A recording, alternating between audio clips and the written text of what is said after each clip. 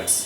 पहला चीज क्या बताया मैंने, पहला जो चीज है, अब हम क्या पढ़ रहे हैं, the matter which can not be proceed before arbitral tribunal. Okay, the matter which can not be proceed before arbitral tribunal. Okay, यानी कि कौन कौन सी चीजें हैं जो आर्बिट्रेशन एंड कॉन्सिलिएशन एक्ट में नहीं सुना जा सकता है, यानी कि उसका निपटारा आर्बिट्रेशन एंड कॉन्सिलिएशन एक्ट में नहीं किया जा सकता है। प्रोविजन कहता है कि अगर कोई भी है ना matters related to material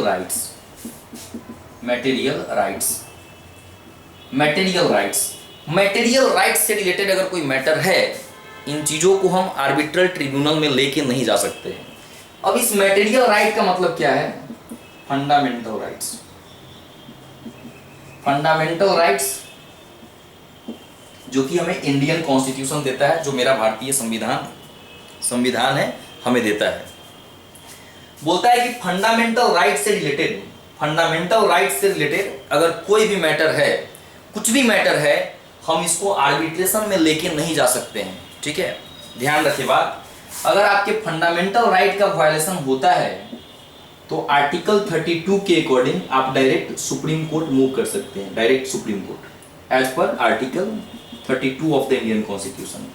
as per article 226 you can directly move to the concern high court, right. जो भी ऑनरेबल हाई कोर्ट है, कंसर्न हाई कोर्ट है, आप यहाँ पे मूव कर सकते हैं।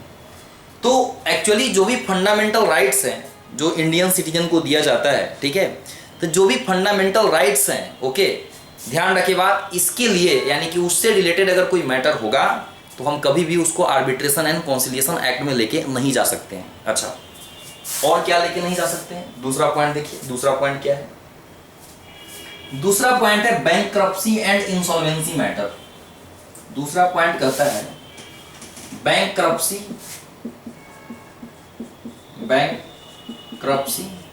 And insolvency proceeding. Bankruptcy and insolvency proceeding, okay. 2016 में बैंकरप्सी एंड इंसॉल्वेंसी कोड बनाया गया, right. Bankruptcy and insolvency code बनाया गया। जैसे कि इंसॉल्वेंसी का जो मीनिंग होता है, the person who is unable to pay his debt, यानी कि जब कोई व्यक्ति अपने उधार पैसे को, अपने लायबिलिटी को चुकाने में असमर्थ हो जाता है, then the situation known as insolvent, right, insolvent.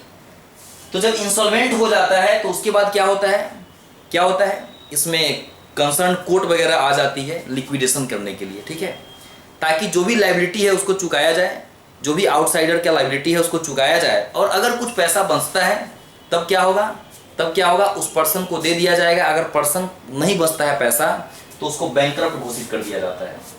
Insolvency and bankruptcy में फर्क बस इतना है, इंसॉल्वेंसी जो होता है वो before order of the court होता है, before order of the court, यानी कि आज अगर मेरे बैलेंस शीट में सिचुएशन ऐसा है कि मेरे बैलेंस शीट में लायबिलिटी ज़्यादा है, असेट्स कम है, यानी कि इंसॉल्वेंट है, हम इंसॉल्वेंट है।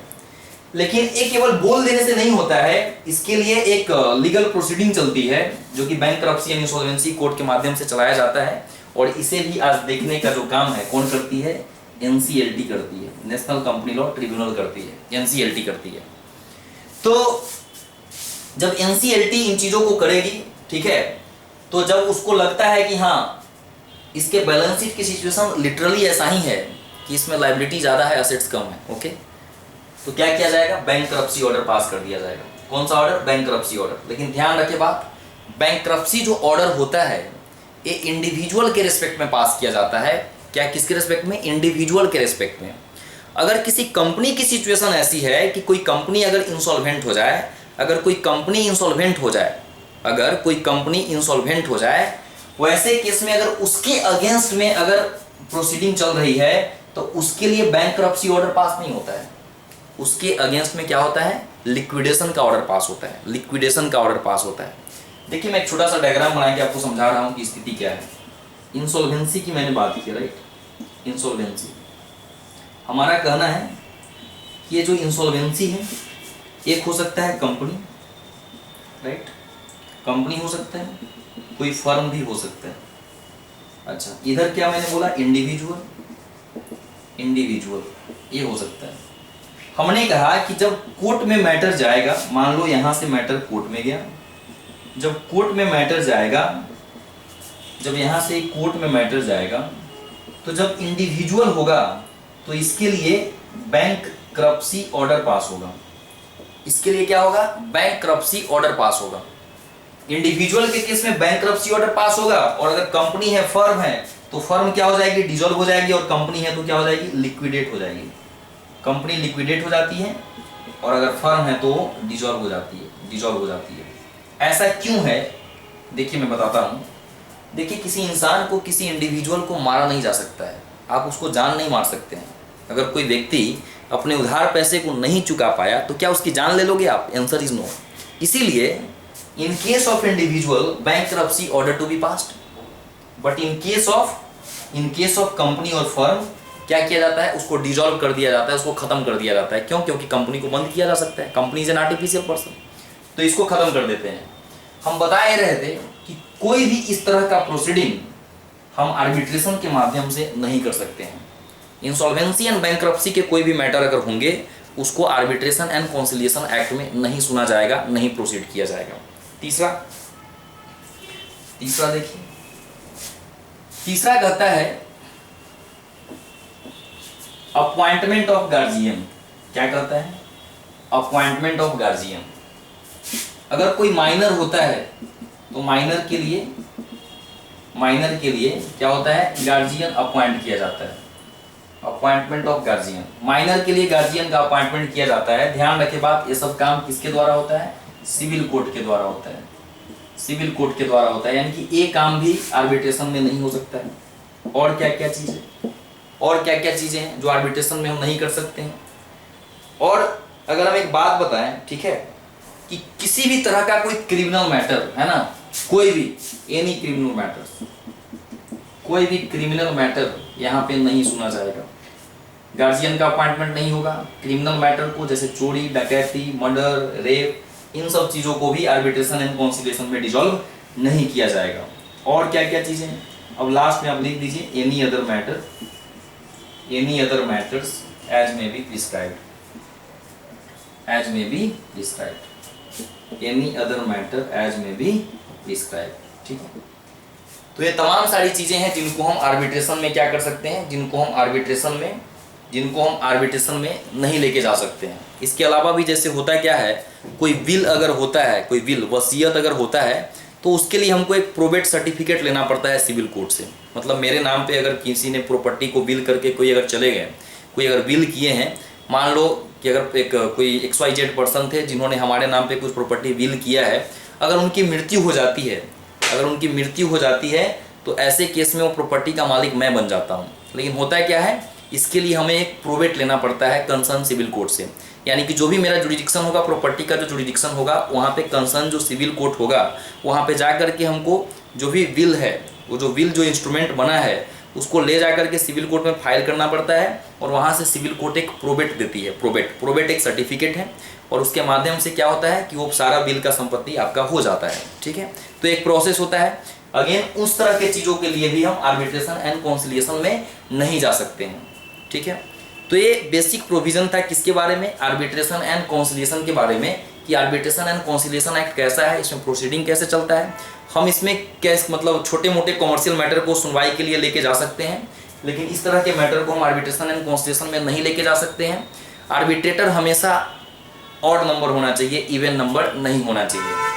और जो भी अवार्ड पास किया जाता है, अवार्ड बाइंड करता है पार्टी को, यानी कि आपको क्या करना पड़ेगा, उस अवार्ड को मानना पड़ेगा। अगर आप नहीं मान रहे हैं तो आगे अपील कर सकते हैं। ये चीज़ें। अब इसके बाद है थोड़ा सा मैं कॉन्सिलिएशन के बारे में बताता हूँ कि कॉन्सिलिएशन क्या है। हाँ, एक और चीज़ है जो इस एक्ट का जो बेसिक स्ट्रक्चर है, मैं बताना भूल गया था। इस एक्ट का जो बेसिक स्ट्रक्चर है आप लिख लीजिए। इस एक्ट में 4 पार्ट हैं। आर्बिट्रेशन एंड कॉन्सिलिएशन एक्ट में कितने पार्ट्स हैं? 4 पार्ट हैं, राइट। पहला जो पार्ट 1 है, फिर कौन सा है, फिर पार्ट 2 है, फिर पार्ट 3 है, एंड देन पार्ट 4 है। पहला जो है ये डोमेस्टिक आर्बिट्रेशन को डील करता है, ये डोमेस्टिक आर्बिट्रेशन को डील करता है। ठीक है। दूसरा फॉरेन आर्बिट्रेशन को डील करता है, फॉरेन आर्बिट्रेशन को डील करता है। तीसरा क्या है, कॉन्सिलिएशन है, कॉन्सिलिएशन है। और चौथा जो है, ठीक है, सप्लीमेंट्री प्रोविजन है, सप्लीमेंट्री प्रोविजन है, यानी कि दोनों के लिए, आर्बिट्रेशन के लिए भी है और वो कॉन्सिलिएशन के लिए भी है। तो ये चीज भी हमको ध्यान में रखना है। जो पार्ट 1 है डोमेस्टिक आर्बिट्रेशन है, पार्ट जो 2 है वो फॉरेन आर्बिट्रेशन है, तीसरा जो है कॉन्सिलिएशन है, ठीक है, और जो लास्ट है, ठीक है, लास्ट जो है part 4 that is the supplementary provision. ये इस एक्ट का पार्ट है। हम जो पढ़ रहे थे डोमेस्टिक आर्बिट्रेशन पढ़ रहे थे। फॉरेन आर्बिट्रेशन का क्या मतलब होता है?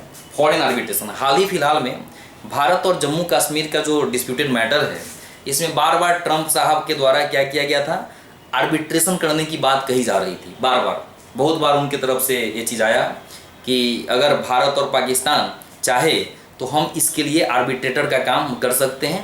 मतलब इसको अगर आर्बिट्रेशन में लेकर के भारत और पाकिस्तान अगर चाहते हैं कि आर्बिट्रेशन के माध्यम से कश्मीर के मुद्दे को सुलझाया जाए, तो अमेरिका क्या था, आर्बिट्रेटर बनने के लिए उत्सुक था। ठीक है, तो मतलब ये है कि जहाँ पे अगर हमारा डोमेस्टिक है, मान लो अगर इंडिया के किसी भी लोगों का, इंडिया के किसी भी पर्सन का अगर आउटसाइड इंडिया के लोगों से कोई डिस्प्यूट होता है, ठीक है, जैसे मान लो भारत के एक नागरिक ने किसी विदेशी नागरिक से मिल करके एक पार्टनरशिप बना के कोई काम कर रहा है, राइट, कर सकता है, कोई दिक्कत नहीं है।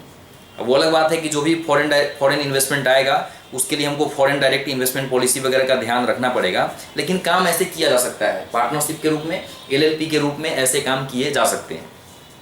तो अगर मान लो कि अगर इस तरीके से काम किया जा रहा है और अब मान लो कोई डिस्प्यूट हो गया, तो यहाँ पे एक जो इंसान है वो कहाँ से बिलोंग करता है, इंडिया से बिलोंग करता है, और एक कहाँ से बिलोंग करता है, आउटसाइड इंडिया से बिलोंग करता है। चाहे भारत की एक कंपनी हो, ओके, भारत की एक कंपनी है जो कि क्या करती है, किसी विदेशी कंपनी से डील करती है। तो कहने का मतलब है कि जब भी एक डोमेस्टिक कंपनी, डोमेस्टिक पर्सन का डिस्प्यूट आउटसाइड इंडिया के लोगों से हो या आउटसाइड की कंपनी से हो, उसके लिए जो आर्बिट्रेशन किया जाएगा, उसे ही हम फॉरेन आर्बिट्रेशन कहेंगे। क्या कहेंगे हम? फॉरेन आर्बिट्रेशन कहेंगे। यानी कोई ना कोई एक पार्टी क्या होगा, आउटसाइड इंडिया से बिलोंग करने वाला होगा, तो उस केस में हम क्या कहेंगे, उसको फॉरेन आर्बिट्रेशन कहेंगे। कॉन्सिलिएशन और आर्बिट्रेशन में हमने ये भी बताया कि जो भी आर्बिट्रेशन में अवार्ड पास किए जाएंगे वो अवार्ड इनफोर्सेबल होता है, और इनफोर्सेबिलिटी से मतलब है कि आपको उस अवार्ड को मानना पड़ेगा। ठीक है, अच्छा, कॉन्सिलिएशन का क्या मतलब है? ठीक है, कॉन्सिलिएशन जो है, ठीक है, जहां हम आर्बिट्रेशन में पढ़ रहे थे कि आर्बिट्रल अवार्ड को आपको मानना पड़ेगा, कॉन्सिलिएशन में ऐसा नहीं है। कॉन्सिलिएशन में जो लास्ट स्टेप होता है वो सेटलमेंट एग्रीमेंट होता है। लास्ट क्या होता है? सेटलमेंट एग्रीमेंट होता है। लास्ट में सेटलमेंट एग्रीमेंट होता है। सेटलमेंट एग्रीमेंट तक कहानी नॉर्मल चलती है, यानी कि अगर दो व्यक्ति के बीच में झगड़ा हो जाता है तो कॉन्सिलिएशन के केस में कौन होता है? कॉन्सिलिएटर अपॉइंट किए जाते हैं, कॉन्सिलिएटर, राइट। तो कॉन्सिलिएटर अपॉइंट किए जाएंगे। कॉन्सिलिएटर जो भी होंगे वो ठीक उसी तरीके से मैटर को डील करेंगे जैसा आर्बिट्रेशन में डील किया जा रहा था। क्या करेंगे वो? जिन पार्टी के बीच में डिस्प्यूट है उन पार्टी से पेपर मांगेंगे, डॉक्यूमेंट्स मांगेंगे, उनके लिए जो विटनेस है वो अपनी अपनी बातों को रखेंगे, और लास्ट में जो भी कॉन्सिलिएटर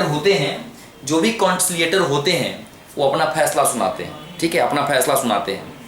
जैसे आप बार बार सुनते होंगे कि गांव के पंचायतों के द्वारा इस तरह की फैसला सुनाया गया, जिसका बहुत बार क्या होता है, आलोचना भी होता है। तो ये सब जो होता है जस्ट लाइक कॉन्सिलिएशन ही होता है, राइट। तो कॉन्सिलिएशन में क्या होता है कि जो फैसला सुनाया जाता है उस फैसले को मानना न मानना पार्टी के ऊपर डिपेंड करता है। फैसले को मानना न मानना पार्टी के ऊपर डिपेंड करता है।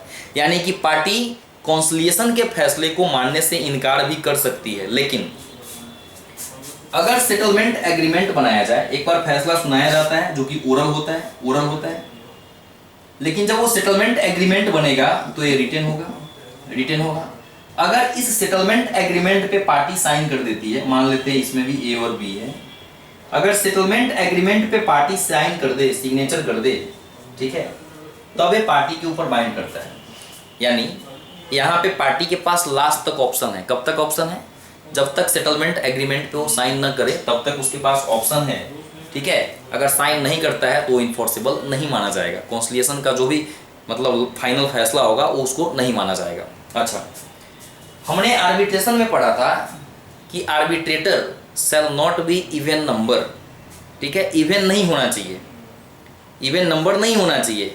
कॉन्सिलिएशन के लिए ध्यान रखे बात, कॉन्सिलिएटर के लिए नंबर ऑफ कॉन्सिलिएटर कितना होना चाहिए, the number of conciliator may be even may be odd, दोनों में से कुछ भी हो सकता है।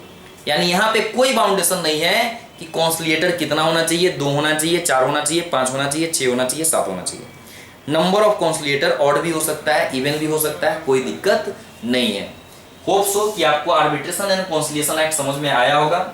और ये जो सप्लीमेंट्री प्रोविजन है ये दोनों पे एप्लीकेबल होता है, यानी कि आर्बिट्रेशन पे भी एप्लीकेबल होता है और कॉन्सिलिएशन पे भी एप्लीकेबल होता है। होप सो कि आपको आर्बिट्रेशन एंड कॉन्सिलिएशन एक्ट समझ में आया होगा। यह एक स्पेशल टाइप ऑफ लॉ है जो कि छोटे मोटे कॉमर्शियल नेचर के मैटर को सॉल्व करने के लिए, रिजॉल्व करने के लिए बनाया गया है। तो अगर आपको कोई डाउट हो और अगर आपको कोई ब्रीफ इंफॉर्मेशन चाहिए, ज़्यादा जानकारी चाहिए, तो आप कमेंट बॉक्स में जा करके कमेंट कर सकते हैं, अपने प्रॉब्लम को रेज कर सकते हैं, ठीक है। फिर हम लोग मिलेंगे नेक्स्ट क्लास में, ठीक है। तो आज इस तरीके से हमने आर्बिट्रेशन एंड कॉन्सिलिएशन एक्ट को कवर किया। Thank you so much, bye bye.